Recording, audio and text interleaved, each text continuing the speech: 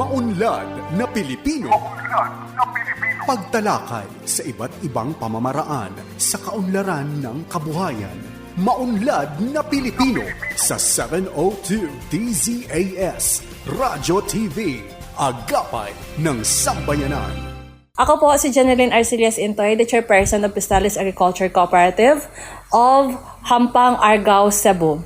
Makinig po kayo sa Maunlad na Pilipino Radio Program ng Department of Agriculture. Dito lamang sa 702 DZAS. Suportahan po natin ang mga Pilipinong magsasaka at mangingisda. Ella Arsiaga. Para sa Maunlad na Pilipino sa 702 DZAS FEBC Radyo TV. Agapay ng Sambayanan. Gumigising ng maaga, panibagong hamon sa'kin ng araw na to. Magsusumikap at nangangarap para lamang sa inyo. Magandang araw po ulit sa atin mga ka-agri. Ito ang Maunlad na Pilipino kung saan ihatid po namin sa inyo ang mga kaalaman, balita at talakayan na ikot sa sektor ng agrikultura. At bago po ang lahat, tayo po ay manalangin.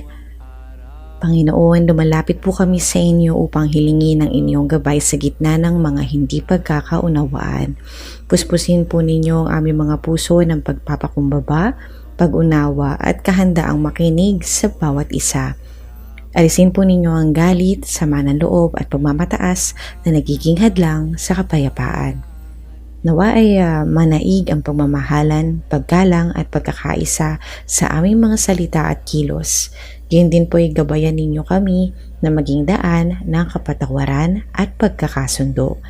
Tinataas rin namin ang simula kabuuan hanggang napag ng programang ito. Ito pong aming mga samot dalangin sa matamis sa pangalan ng inyong anak. Amen. At para sa salita ng karunungan, para sa konsepto ng pagkakasya, kung ano man ang meron, sapat na kung marunong magpasalamat. Magandang umaga po. Ako po si Ella Arsiaga at ngayon po ay araw ng Sabado ulit. At una na po sa buwan ng Agosto, August 1, 2026. At welcome po namin kayo sa Season 8, Episode 31 ng Maunlad na Pilipino dito sa 702 DZAS FEBC Radio TV, Agapay ng Sambayanan. At sa mga katunin pa lamang ay accessible po tayo kung di pa po tayo familiar masyado. May online streaming po tayo sa dzas.febc.ph. Ganyan din po sa Facebook po, tayo ay sa 702 DZAS FEBC Radio TV na Facebook page. And of course, sa radyo po sa Talapihitang 702 naman po tayo sa AM band. At nais natin bigyan ng pagbati ang mga sumusunod. Unang-una na nga po kay Ma'am Marilu Barbosa de Ocera. Good morning po MNB. Happy to listen again para makinig ng mga dagdag kaalaman patungkol sa agrikultura. Ayan. With the mind that is ready to listen po, we do the role of the talking. Pero it is always a nice privilege to be able to listen. So maraming salamat po sa inyong mensahe, Ma'am Marilu. And gayon din po, bumbati tayo ng magandang umaga sa pangalan or lumilingon sa pangalang John Enriquez. Ayan, ka John, magandang umaga po. Good morning, Maunlad. And good morning, share na while listening. Mula naman po ito kay Sir Epifanio Salvador. Happy and blessed morning po, Ate Ella and all listeners na MNP listening from Taguig City, CTTP SCVC. Mula po ito kay Tita Irene Salonga. Thank you so much po, Tita Irene, Ate Irene. Maraming salamat po. Mapagpalang araw po, MNP. God bless us all. Mula po ito kay Sir Federico Termulo Jr. Magandang umaga po sa inyo, sir. And once again from Sir Ronald Young. Great is the Lord, blessed and hopeful Saturday morning, everyone. Thank you so much po once again, Sir Ronald Young. Good morning din po kay na Ma'am Emmy Cristobal, Euphorcina Bernardino, Evangeline Manggubat, and greetings as well to Ma'am Nora Cancela. Blessed morning po, MNP. And from Ma'am Dulce Alicante, magandang araw po, Miss Ella. At sa listeners ng MNP, ingat po. Thank you so much po.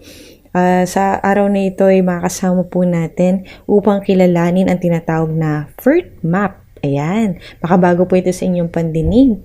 Pero kung kayo matagal na nakikinig sa MNP, syempre, ano na po tayo, no? Medyo familiar na siguro. And sa ating tinatawag po na Bureau of Soils and Water Management. Alamin po yung mga benepisyo nito, maya-maya lamang makasama po natin si Miss Maribel R. Halalon. Siya po ang hepe ng Laboratory Services Division or LSD ng BSWM. At napapasalamat po kami kina Ma'am Beth and all of the info peeps natin dyan sa BSWM. Maraming salamat po. At I believe sa aming mga pag-uusap ay meron pa tayo mga ihahatid na mga updates from BSWM. So stay tuned lang. And ito po muna tayo for this morning, no, to help us introduce ang benepisyo po ng FERT map. And aside from that, tunghayan din ang regions on the go. Kasama po natin ang mga farmcasters natin. Yan, nakasama din po natin sila every week. Makasama po tayo mga farmcasters and nalalaman po natin mga latest sa kanilang mga rehiyon. So, thank you so much. Gain din po ang Unlad Komunidad kung saan ikatuwang naman natin ang DA Philippine Rural Development Project at ang ating Agri-Trivia segment. Hatid po sa atin, kung tawagin natin dito sa MNP, na Batid Ba Ninyo? Siyempre, hatid po namin yan sa inyo isang oras na hitik sa impormasyong ugnay sa agrikultura. At ngayon ay narito naman ang ating mga kasamahang farmcasters para sa Regions on the Go. Personal na tinanggap ng iba't ibang asosasyon at kooperatiba ng mga magsasaka sa lalawigan ng Isabela ang 130 units na pump irrigation system for open source o PISOS na nagkakahalaga ng 13 milyon mula sa DA Region 2 upang matugunan ang nararanasang El Nino na pinunduhan sa ilalim ng GAA 2026 Corn Program noong Hulyo 24, 2026. Layunin ng programang ito na matulungan ang mga magsasakang naapektuhan ng matinding tagtuyot na mapanatili ang supply ng tubig sa kanilang mga sakahan at mapataas ang ani. Ang pamamahaging ito ay bahagi ng patuloy na pagsisikap ng DARFO2 na palakasin ang katatagan ng sektor ng agrikultura laban sa epekto ng climate change at matiyak ang tuloy-tuloy na suporta sa mga magsasaka sa Cagayan Valley Region. Para sa masaganang agrikultura, maunlad na ekonomiya. Cas Castillo, nag-uulat. Bilang bahagi ng patuloy na pagsuporta ng Department of Agriculture sa pagpapaunlad ng mga kabataang agripreneur, formal na pinasinayaan ang Young Farmers Technology Incubation Center nitong 22 ng Hulyo sa Labo, Camarines Norte. Ang nasabing pasilidad na nagkakahalaga ng 1.5 million pesos ay pinundahan sa ilalim ng Business Development Assistance, isang component ng DA Young Farmers Challenge Program na ipinatutupad ng Agribusiness and Marketing Assistance Division o AMAD. May kabuoang sukat na 120 square meters, ito ang kauna-unahang incubation center sa Camarines Norte at ikaapat sa Bicol. Ang lokal na pamahalaan ng Labo naman ang naglaan ng lupang kinatatayuan nito at ng mga kinakailangang kagamitan bilang counterpart sa proyekto. Sa mensahe ni Engineer Anglin Lisbo, Chief ng DA Agribusiness Investment Promotion Division, binigyang diin niya ang kahalagahan ng pasilidad na hindi lamang magsisilbing infrastruktura, kundi isang pangmatagalang mekanismo ng suporta. Aniya, sa pamamagitan nito, inaasahang magiging mas matatag at mas mapapanatili ang mga negosyong na itatatag sa ilalim ng YFC program. Samantala, sa kanyang pahayag, hinikayat na Engineer Luisito Baltazar, OIC Chief ng DA Bicol AMAD na kumatawan kay Regional Executive Director Rodel Tordilla, ang mga benepisyaryo na gamitin ang incubation center sa paggawa ng kanilang produkto na pwede sa international market. Ang iba pang naging bahagi ng okasyon ay ang mga kinatawan mula sa mga ahensyang katuwang ng DA, ang Agricultural Training Institute, Bureau of Fisheries and Aquatic Resources at Department of Trade and Industry. Ito si Emmy Jane Malonzo, nag-uulat mula sa DA Rafis 5. Magandang araw. Ako po si Janina Brosas, nag-uulat mula sa DA RFO 8. May 481 hybrid rice farmers ng East Lindog Rice Farmers Irrigators Association mula sa Carigara, Leyte ang nakatanggap kamakailan ng inorganic fertilizers. Ang pamamahagi nito ay isinagawa ng lokal na pamahalaan ng Carigara. Aabot sa suma total na 536 bags ng Amosol, 536 packs ng Fulimac, at 1,072 bottles ng Yumi-N ang naipamigay sa mga benepisyaryo na nagmula sa Barangay Upper Hiraan, Caghalo, Libo, Kanlampay, Hiluktugan, Uyawan, Kanal, Balilit, at Bagong Lipunan. Ang nasabing interbensyon ay parte ng patuloy na pagsulong ng Department of Agriculture sa ilalim ng National Rice Program na masigurong abot kamay ng mga magsasaka ang kanilang mga pangangailangan upang magkaroon ng sapat na nutrisyon ang kanilang mga pananim. Muli, ito po si Janina Brosas, nag-uulat mula sa DA Eastern Visayas. Pinangunahan ni Pangulong Ferdinand R. Marcos Jr. at Agriculture Secretary Francisco Chu Laurel Jr. ang turnover ng mga interbensyong pang-agrikultura mula sa Department of Agriculture sa isang presidential visit sa Davao de Oro noong Hulyo 28, 2026. Isinagawa ang turnover sa Provincial Capital Grounds sa Barangay Kabidianan, Nabunturan, kung saan ipinamahagi ang iba't ibang farm inputs, makinaryang pang-agrikultura at iba pang production support na nagkakahalaga ng kabuuang 133 million pesos para sa mga komunidad ng mga magsasaka at mangingisda ng probinsya. Kabilang sa mga pangunahing ipinagkaloob ang isang rice combine harvester at isang 4-wheel tractor na inasahang magpapaunlad sa pagsasaka, magpapababa ng gastos sa produksyon at magpapataas ng ani ng mga magsasaka. Kasama rin sa assistance package ang HDPE pipes para sa irigasyon ng mga taniman ng gulay, 4 na motorized fiberglass boats para sa mga mangingisda at iba pang production inputs sa ilalim ng programa para sa palay, mais at pangisdaan. Kabilang dito ang tilapia fingerlings, certified inbred rice seeds, hybrid rice seeds, mga pataba at iba pang interbensyon para sa pagpapalakas ng produksyon ng mais. Sa kanyang mensahe, sinabi ni DA11 Regional Executive Director Macario D. Gonzaga na ang mga interbensyong ito ay sumasalamin sa patuloy na pangako ng pamahalaan na suportahan ang mga magsasaka at mangingisda, pataasin ang produktibidad ng sektor ng agrikultura at bumuo ng mas matatag na sektor ng agrikultura sa rehiyon. Bilang bahagi rin ng pagpapatibay ng seguridad sa pagkain at pagpapalawak ng akses sa abot-kayang bigas, ipinamahagi rin ng DA ang mahigit 14,000 kilo ng murang bigas sa mga piling benepisyaryo sa probinsya. Ito po si April May Kadungog mula sa Regional Agriculture and Fisheries Information Section ng DA Davao Region, nag-uulat. Opisyal lang inilunsad sa pamamagitan ng isang press conference ang paghahanda sa Piyestang Kamaru 2026 na ginanap sa Anver Place, Barangay Ayala, Magalang, Pampanga nitong Hulyo 23, 2026. Binuksan ni Magalang Mayor Maria Lourdes P. Lacson ang kaganapan sa pamamagitan ng pag-imbita sa lahat na patuloy na ipakita at ipagmalaki ang mayaman at masiglang pamana ng bayan. Pagkatapos nito ay pinakilala ni Municipal Tourism Officer Ryan M. Miranda ang mga kasapi ng Executive Committee na mamamahala sa pagdiriwang.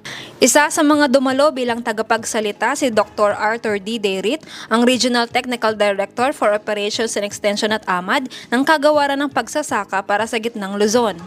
Sa kanyang mensahe, binigyan diin niyang matatag na pagkakaisa ng mga Magalenyo at ang mahalagang kaganapan sa pagdiriwang. Isa na rito ang pagkakaroon ng formal na kasunduan o Memorandum of Agreement upang magkaroon ng matibay na pundasyon sa mga talakayan ukol sa agrikultura, pagbabago ng klima at napapanatiling turismo. Sa formal na lagdaan ng kasunduan ng mga institutional partners ay opisyal na nakiisa ang Department of Agriculture Regional Field Office 3 kasama ang Department of Tourism Region 3, Pampanga State Agricultural University, University of Santo Tomas Graduate School, Center for Conservation of Cultural Property and Environment in the Tropics at PSAU College of Business, Economics and Entrepreneurship upang tiyakin ang tagumpay ng Piyestang Kamaru 2026. Melody Alejandre para sa Agribalita, Central Luzon. Pinagtibay ng Ministry of Agriculture, Fisheries and Agrarian Reform o MAFAR ang patuloy nitong layunin na mapabuti ang kabuhayan ng mga magsasaka, mangingisda at mga benepisyaryo ng reformang pansakahan sa Bangsamoro sa pamamagitan ng pamamahagi ng mga titulo ng lupa, makinarya sa agrikultura at pangisdaan at iba pang kagamitang pangkabuhayan. Isinagawa ang pamamahagi sa National Government Bangsamoro Government Convergence Program na ginanap noong Hulyo 22, 2026. Pinangunahan ni na Pangulong Ferdinand Marcos Jr., Farm Chief Minister Abdul Rauf Makakua, MAFAR Minister Abunawas L. Maslamama at Special Assistant to the President Antonio Lagdameo Jr. ang simbolokong turnover ng mga susi at sertipiko sa mga kinatawan ng mga benepisyaryo sa kampila ng 5th Infantry Division ng Philippine Army sa Camp Siongco, Dato din Sinsuat, Maguindano del Norte. Bilang bahagi ng programa, ipinamahagi ang 4 na Certificates of Land Ownership Award o CLOAS at isang Emancipation Patent o EP na sumasaklaw sa kabuuang 11.1597 hektarya ng lupang agrikultural sa mga kwalipikadong agrarian reform beneficiaries sa Special Geographic Area. Layunin nitong palakasin ang legal na pagmamayari ng mga benepisyaryo sa kanilang mga lupang sinasaka at higit pang isulong ang inklusibong kaunlaran sa kanayuan at napapanatiling pag-udlad ng sektor ng agrikultura sa Bangsamoro. Sa ilalim naman ng Agrarian Reform Support Services o ARSS program, nagkaloob ang MAFAR ng mga makabagong makinaryang pang-agrikultura upang mapalakas ang produksyon at maisulong ang mekanisasyon sa pagsasaka. Kabilang dito ang isang rice combine harvester na nagkakahalaga ng 1.8 million pesos para sa mga benepisyaryo sa Maguindano del Sur, 2 50 horsepower 4-wheel drive tractors na may kompletong farm implements na nagkakahalaga ng 2 million pesos bawat isa para sa Lanao del Sur at Basilan, at isang 40 horsepower 4-wheel drive tractor na may kompletong farm implements na nagkakahalaga ng 1.8 million pesos para sa Tawi-Tawi. Nagbigay rin ang MAFAR sa ilalim ng Agriculture Services Program ng iba pang mahalagang kagamitang pang-agrikultura. Kabilang ang isang 70 horsepower 4-wheel tractor na may harrow implements, isang hand tractor o mini tractor, isang solar pump irrigation system o SPIS at isang corn sheller. Inaasahang makatutulong ang mga kagamitang ito sa mas mabilis na paghahanda ng lupa, mas epesyenteng patubig, pagpapabuti ng mga post-harvest operation at pagpapataas ng ani habang nababawasan ang gastos sa paggawa. Bilang pagkilala sa mahalagang papel ng sektor ng pangisdaan sa seguridad sa pagkain at kabuhayan ng mga komunidad, na mahagi rin ang MAFAR ng iba't ibang kagamitang pangisdaan.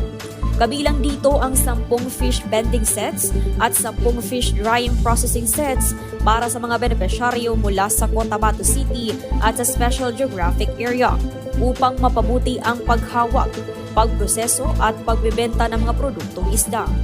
Bukod dito, ipinamahagi rin ang 4 na portable solar water pumps, 3 16 horsepower boat engines, 10 rolyo ng BB nets at 10 rolyo ng CC nets at 10 balig ng polynets bilang suporta sa pagpapalakas ng produksyon sa pangisdaan at pagpapabuti ng kabuhayan ng mga mangingisda sa iba't ibang bahagi ng Bangsamoro.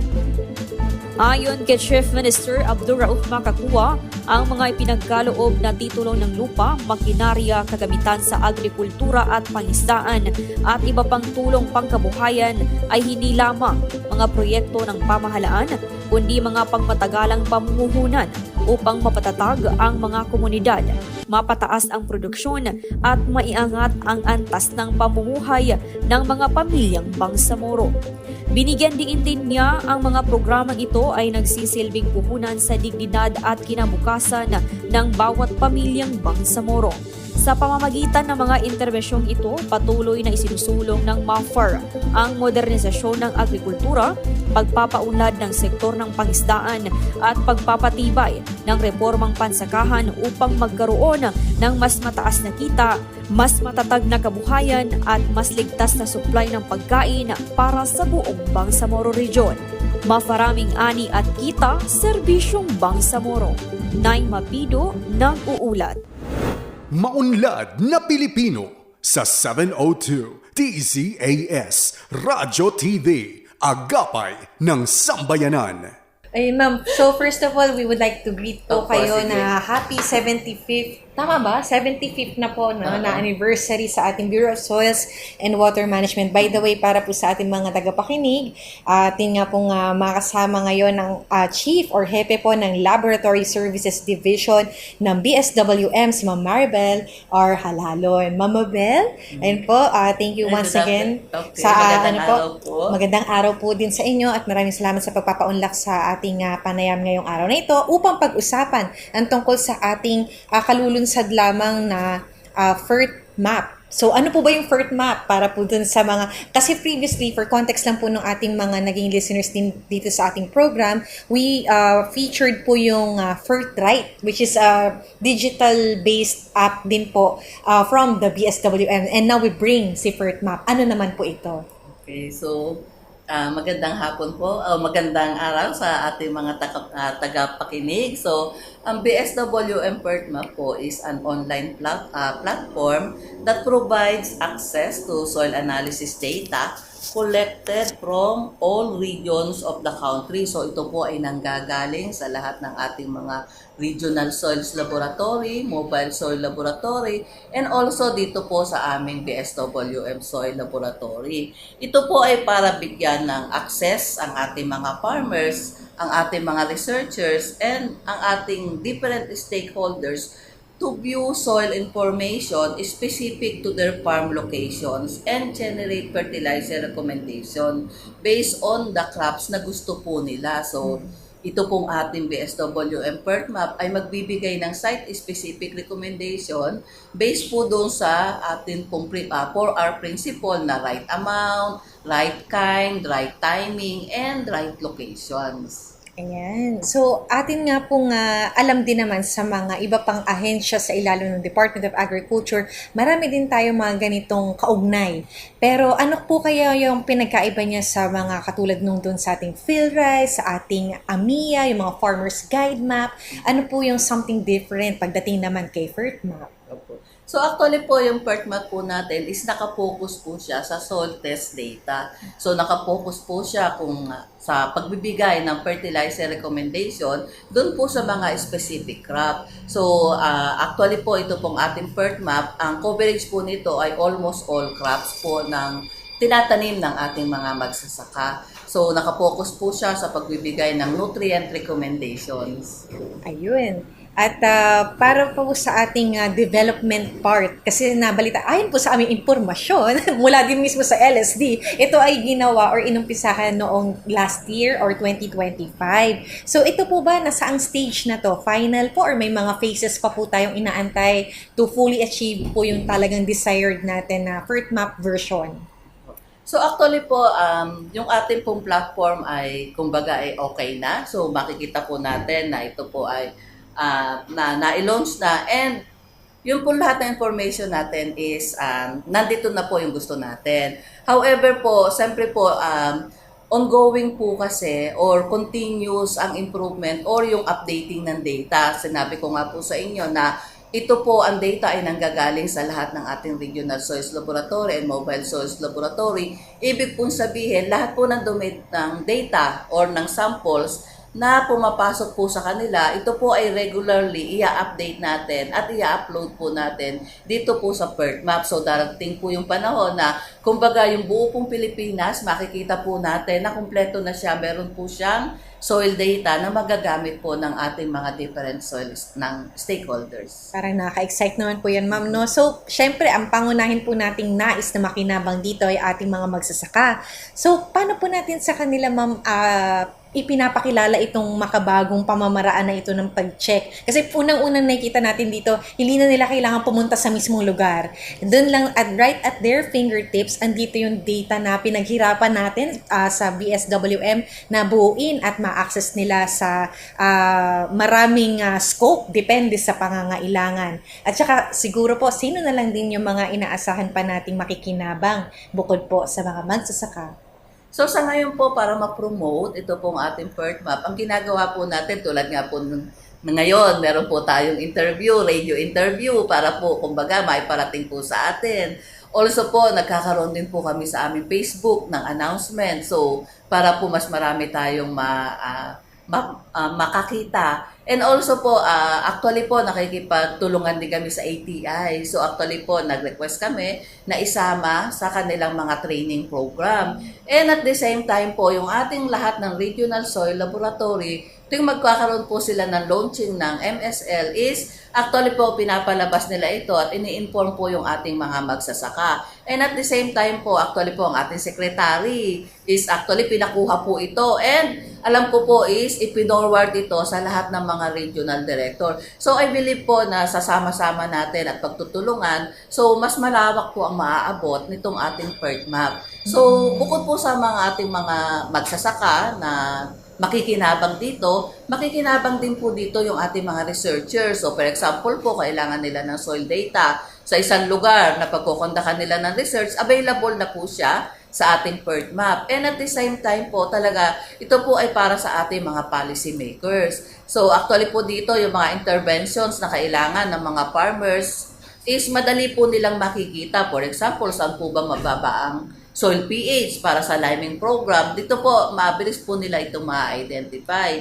Kung pinag-uusapan naman po natin, soil health, saan po mababa ang organic carbon. So, isang click lang po dito sa ating pong PERT map is ma-identify na po natin yung mga areas kung saan mababa ang ating organic carbon at kung saan dapat itayo itong ating mga manure processing or mga production center ng organic. So, mas madali pong mag-identify ng area para po sa mga programa ng ating pong Department of Agriculture and at the same time ng ating pong mga local government units. Ayun po. So, isa dito sa mga nababanggit na natin, ma'am, so far, real-time po yung ating data kasi may mga nagpapasa po talaga ng mga napapanahon or relevant nating ina-up na mga datos sa ating PERT map.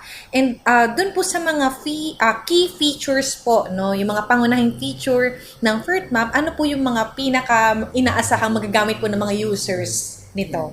So, dito po sa ating PERT map, actually makikita po nila yung nutrient content nito pong ng specific na location kung saan gusto po nila itong malaman.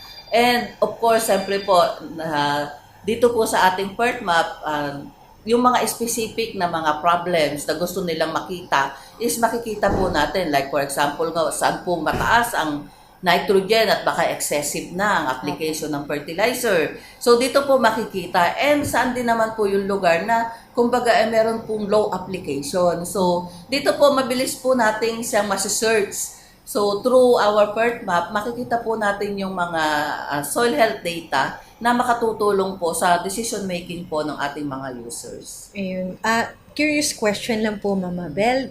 Dito po sa dinevelop nating nabawasan po ba yung mga nagtatanong na walk-in? Or kamusta po yung natin, yung mga access? May traffic din po ba tayo na data na kikita dito sa ating site? So, sa ngayon po kasi, actually, bagong launch lang po ito. June lang po. Wala pa nga pong isang buwan. Di po ba? So, nandito pa po tayo sa promotion. So, sa tulong po ninyo ng social media and then ng ating mga government unit. So, nasa promotion pa po tayo para malaman po nila ang ating pong PERT map. So, sa ngayon po, ayan. So, kumbaga, hindi pa po ganun kadami sa totoo lang dahil nga po, kumbaga, nasa promotion pa po tayo. Ayan. Ayun. So, ayan, inaano nga po natin na, by the way, ma'am, no, sabi nila, kanina pa nila pinag-uusapan yung PERT map. Saan po bang site? I mean, ano po mga platforms, online platforms or digital platforms yung pwede nilang puntahan para they can directly, para experiment, explore yung mga contents and features po na binabanggit natin. So, maraming salamat po. Actually po, ang PERT map po, ang BSWM PERT map po, ay makikita sa ating BSWM website. Actually po, pag in-scroll down nyo doon, makikita nyo na meron talagang icon yung BSWM PERT map. Pero kung hindi na po makita doon, actually po, pumunta lamang po kayo sa mga services na ino-offer ng BSWM and makikita nyo na po doon yung PERT map. So, pag kinlik nyo po yun, papasok na po kayo mismo doon sa website. So, meron lamang po doon, ang una pong slide is explanation po, ano po ba itong PERT map. And then, susunod na slide is makikita po natin doon yung about BSWM. And pag in-okay po natin yun, diretso na po tayo sa PERT map. So, makikita na po natin yung mismo pong yung atin pong system. at magbabalik po tayo makalipas ang ilang sandali.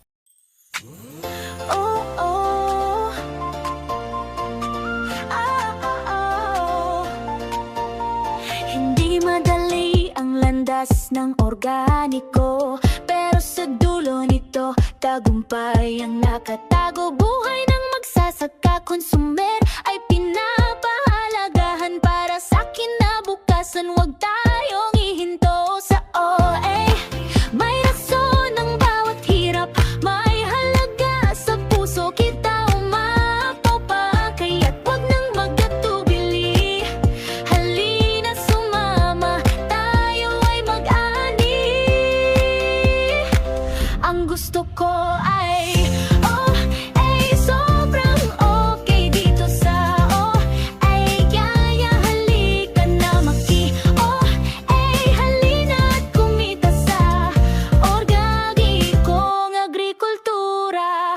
Ikaw ay bahagi ng adhikaing totoo para sa sari-buhay. Ikaw ay bayaniyo, hawak kamay, magsimula tayo ngayon. Sa lupa may pera, may pagmamahal at misyon. Ang panawag ng panahon, bumalik sa natural. Sa OA ang solusyon. Sa OA may rason ang bawat hirap, may halaga sa puso. Kita umapaw pa, kaya't huwag nang magkatubili. Halina sumama, tayo ay mag-ani.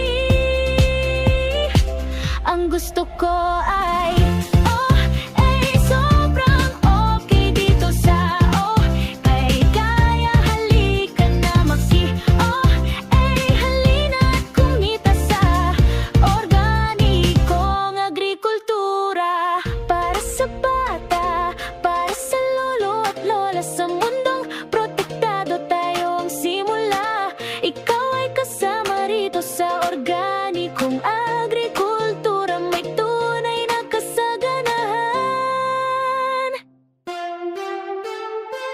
Ang gusto ko ay sobrang okay dito sa kaya halika na halina at kumita sa organikong agrikultura.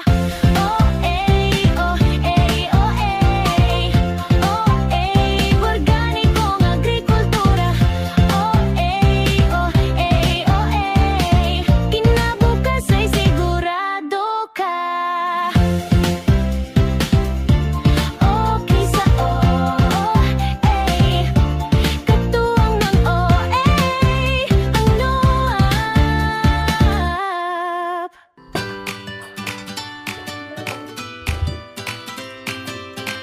Kain na! At syempre, hindi kumpleto kapag walang masustansyang pagkain ang nakahain. Sa almusal, Tanghalian, hapunan, sa opisina, mapakarinderya man o restaurant, siguraduhin ang pagkain ay certified organic. Ang mga certified organic na produkto ay mabibili sa OA Marketplace. dito makasisiguro ka na sariwa, ligtas at tatak PGS ang mga produkto. Direkta ka pang makatutulong sa magsasaka dahil sila mismo ang kausap mo sa kabilang linya. Kaya para garantisadong organiko ang ihahain, Tatak PGS ang hanapin! Alam mo ba na may programa ang pamahalaan para sa OA o Organikong Agrikultura? Ang National Organic Agriculture Program o NOAP ay katuwang ng bawat organikong magsasaka sa pagpapalago ng kabuhayan, paghahatid ng ligtas na pagkain sa bawat tahanan at pangangalaga sa kalikasan. Ito ang National Organic Agriculture Program. Okay sa OA. Ito ang 702 DZAS. 702 DZAS. Agapay ng sambayanan na napapakinggan sa buong mundo sa FEBC.ph sa pamamagitan ng Microsoft Media Server Technologies at ng Bitstop Computers. Maunlad na Pilipino sa 702 DZAS Radyo TV, Agapay ng Sambayanan. Ayan, so sa mga sumusubaybay po sa atin, magtungo po kayo sa bswm.da.gov.ph para ma-explore nyo po yung aming pinag-uusapan in detail dito po sa mga happily and with heart, with gratitude po ang inaalay sa atin ng BSWM na magamit po, lalo na po ng mga intended natin, ng mga audience nito. Dito naman po sa mga datos natin, ma'am, meron po ba tayong, syempre, fertilizer po yung ating parang nire-recommend. Base po dun sa mga ipinasa natin, hindi lang po isang commodity. Ano-ano po yung mga meron na makikita po nila? Hindi lang tayo limited sa kakaunti or parang banner na mga crops. So actually po yung ating pong PERTRI, aming pong PERT map, actually ang number po ng crops dito, kung di po ako magkakamali, is nasa 75 na. And ano po ito, continuous po ito na magdadagdag based po sa mga result ng experiment. So for example po, may mga bagong crops na meron pong fertilizer recommendation. So ito po ay madadagdag. So ito po ay kumpleto. Meron pong rice, corn, and then yung pong mga sa industries natin, and then meron po itong mga vegetable. So lahat po, yung pinakbet, yung chop suey, mga fruit trees, nandito po siya kumpleto. So all in all po, nasa 75 crops na po ang pwede po nitong bigyan ng fertilizer recommendation. Nakakatuwa po kasi karagdagan pa po dito, hindi lang tayo basta tanim ng tanim, nagkakaroon tayo ng conscious awareness na mayroon palang posibleng over-fertilization, ang atin pong pagbawas din sa masamang epekto sa ating kapaligiran ay atin din pong kinoconsider. So sa mga future plans po, no, bilang nasa bago-bagong pa lang po tayo, magpapakilala pa lang po tayo sa PERT map, meron po ba tayong mga future plans para po sa sustainability ng ating PERT map? Yeah, so maraming salamat sa katanungan. So actually po, napakagandang opportunity nito, and yung data is in the future actually is pwede nating magamit talaga sa mga decision making. So for example po, yearly baka pwede namin submit yung mga results. Science-based po kasi ito sa atin pong mga policy maker para maging basehan po nila ng kanilang mga guidelines, ng mga batas na gagawin, kasi dito po kasi is makikita na po talaga natin ano yung soil health status ng ating lupa. And alam naman po natin, soil and water is life. So napakahalaga po na sa bawat programa ay na-i-integrate po nila yung pong ating mga soil data. So for example po, yung ating pong mga banner program, so kung gusto nilang makita saan ba mas magandang magtanim at ano ang kailangan ng ating pong pananim, so pwede po nilang magamit yung ating pong mga data. And of course, siyempre po, hindi lamang po yon. So kasi sa ngayon po kasi yung ating mga biological, yung ating mga biodiversity, ito po kasi is in the future may include na po namin dito yung tungkol po sa biodiversity, yung po mga microbial na mga population, mga kung ano po yung tungkol sa biofertilizers, ma-include na rin po natin dito. Yun, at bilang pagtatapos po sa ating panayam ngayong araw na ito, kung meron man tayong update, we're so open to have you again sa ating mga future na developments ng PERT map. But for now, baka meron po tayong maikling mensahe ng inspirasyon, lalo na po na gusto po nating ipabatid, lalo na po sa ating mga tagapakinig na makikinabang most probably sa ating PERT map. So, on behalf po ng Bureau of Soil and Water Management, so siyempre kami nagpapasalamat sa pagkakataon na ito na maiparating namin sa ating mga kababayan na may bago po tayong platform na magagamit nila upang yung kanilang crop productivity ay mag-improve, and at the same time is ma-improve din natin yung ating soil health. So sana lamang po itong aming platform na ito ay magamit ng ating mga stakeholders, ng ating mga magsasaka, para po kumbaga makatulong po kami na yung pong gastusin nila ay mapababa, magkaroon po mapaunlad po natin at maging masagana ang kanilang ani. Yung pong ating problem sa soil health is makatugon po ang Bureau of Soil and Water Management, and at the same time po is maging katuwang para po sa pag-develop ng programs ito pong ating mga policy makers. So kami po yung umaasa sa kanila pong kumbaga yung partnership natin ng DA LGUs, ng DA, ng LGUs, ng ating po mga researcher. So kung may mga comments po sila for improvement, so ito po ay welcome. Kasi isa naman po ang layunin natin, tayo po yung nag-e-exist para po tayo ay maglingkod. Napakagandang mensahe po at para lang po dun sa mga hindi naabutan yung bahagi kung saan natin shinare, kung saan nila ma-access, baka pwede po natin silang i-lead ulit para ma-explore na po nila ngayon ang ating PERT map. So pumunta lamang po kayo sa BSWM website. So under po ng services, makikita nyo na po doon ang PERT map. I-click lamang po ninyo yon and didiretso na po kayo doon sa ating system. Pero meron din po yon sa ating pong website, may icon po doon. I-click lang din po nila yon at pupunta na po siya sa ating system po. Ayun, so pangunahin po sa ating website, once again, ng bswm.da.gov.ph and definitely po, no, meron tayong in the works, kagaya po sa ating mobile access. Saan po ito, ma'am? So, ang ating pong ini-improve ngayon ay ito pong ating PERT kung saan available po siya through Android. Pero po ngayon po ay dinidevelop na namin siya para po yung mga may iOS is mapakinabangan din po nila. Ayun. Soon po ito. Actually po, plano namin, kumbaga hoping na until December ay matapos po ito. Ayun. Best effort po talaga ng ating mga kasamahan sa Bureau of Soils and Water Management. And today, nakasama nga po natin ang hepe ng Laboratory Services Division na si Ma'am Maribel R. Halalon. Maraming salamat po, ma'am. Maraming salamat din. Maunlad na Pilipino sa 702 DZAS Radyo TV, Agapay ng Sambayanan.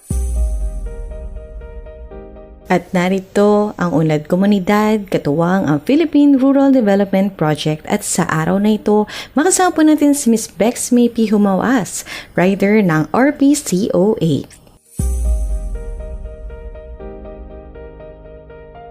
Ngayong umaga dito sa Unlad Komunidad, ating sundan ang mas pinatibay na sistema ng pagpaplano ng DA Eastern Visayas sa pamamagitan ng iPlan Integration Workshop. Malaking hakbang ito upang maparami ang kalidad na proyekto ng Department of Agriculture Philippine Rural Development Project o DA-PRDP. Ang Philippine Rural Development Project na naglalayong maitaas ang ani at kita ng ating mga magsasaka at mangingisda ay isinusulong sa ilalim ng kagawaran ng pagsasaka mula noong taong 2014. Matagumpay na isinagawa ng PRDP Regional Project Coordination Office 8 ang iPlan Integration Workshop noong Hulyo 14 hanggang 15 nitong taon sa San Jose, Tacloban City. Dumalo rito ang mga planning personnel at technical staff upang mapalakas ang pagpaplano ng mga proyektong pang-agrikultura sa Eastern Visayas gamit ang datos at mga paraang isinasaalang-alang ang epekto ng klima. Sa loob ng 2 araw, mas pinalalim ng mga kalahok ang kanilang kaalaman sa pagsasama ng Expanded Vulnerability and Suitability Assessment o EVSA, Multi-Factor Risk Assessment at Value Chain Analysis o VSA sa proseso ng iPlan. Layunin nitong makabuo ng mga investment plan na aayon sa kalagayan ng agrikultura, mga panganib, dulot ng klima at mga prioridad ng produktong pang-agrikultura sa bawat lugar. Sinimulan ang workshop sa pagpaparehistro at pagpapaliwanag ng mga layunin at pagbibigay ng mga update tungkol sa pagpapatupad ng iPlan sa ilalim ng PRDP. Nakatulong ang mga sesyong ito upang magkaroon ng iisang pangunawa ang lahat sa kahalagahan at pagpaplano na nakabatay sa datos para sa paghahanda ng mga local na agricultural investment plan. Isa sa mga pangunahing bahagi ng unang araw ng workshop ang pagsasama ng EVSA, Multi-Factor Risk Assessment at VSA sa iPlan. Ipinaliwanag muna ang mga hakbang ng workshop bago nagsagawa ang mga kalahok ng mga practical na gawain tulad ng risk assessment at commodity vulnerability assessment para sa mga produktong gaya ng palay at saging. Tinalakay rin ang pagpapatunay ng mga resulta, paggawa ng municipal risk profiles at paghahanda ng commodity investment matrices bilang gabay sa mga susunod na plano at pamuhunan.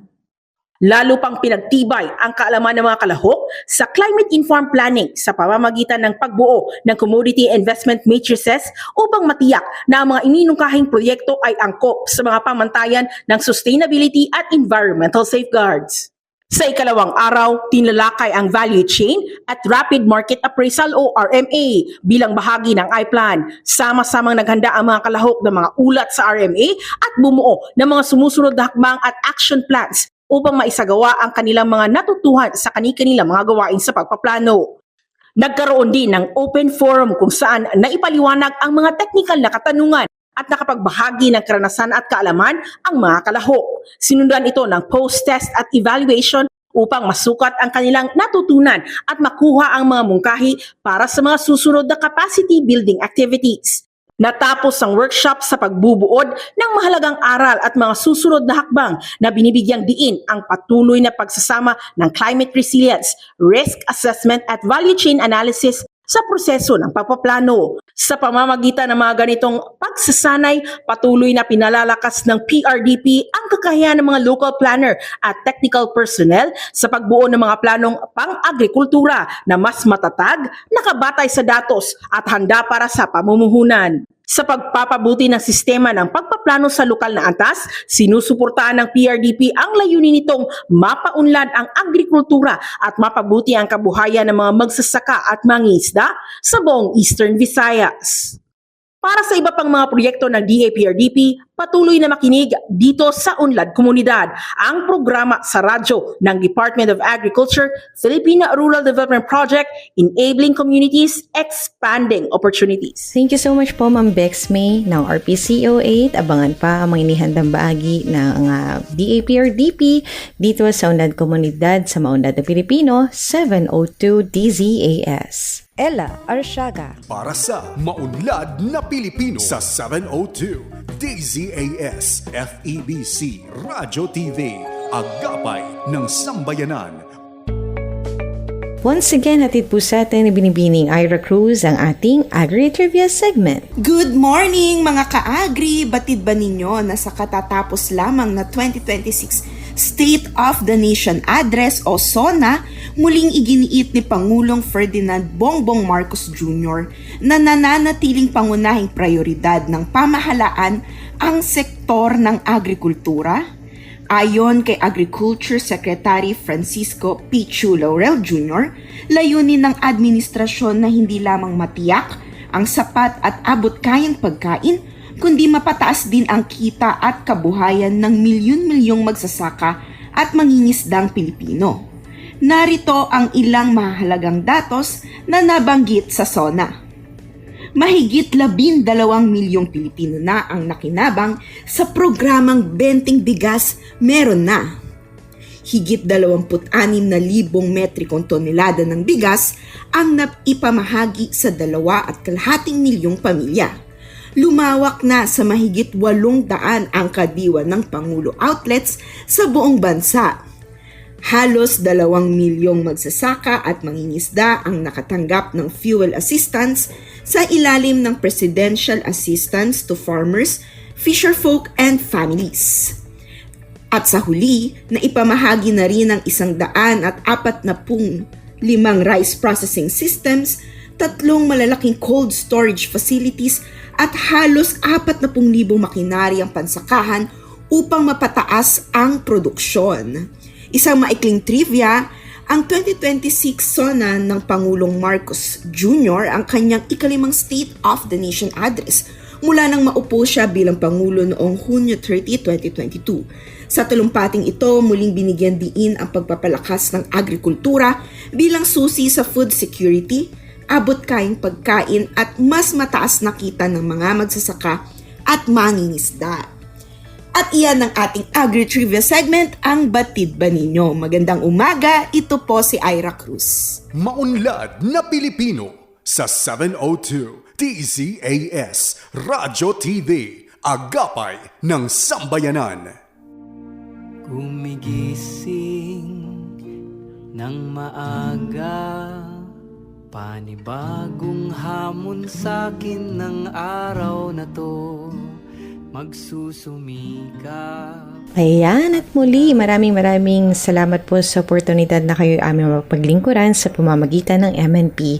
Ito po ay programa pang radyo na hatid sa inyo ng Department of Agriculture, Agriculture and Fisheries Information Division. At para po sa pagkain kaisipan, mula sa aklat ni Lucas, Kabanata 18, Talata 16. Ngunit tinawag ni Jesus ang mga bata at sinabi, hayaan ninyong lumapit sa akin ang mga bata. Huwag niyo silang pagbawalan sapagkat para sa mga katulad nila ang kaharian ng Diyos.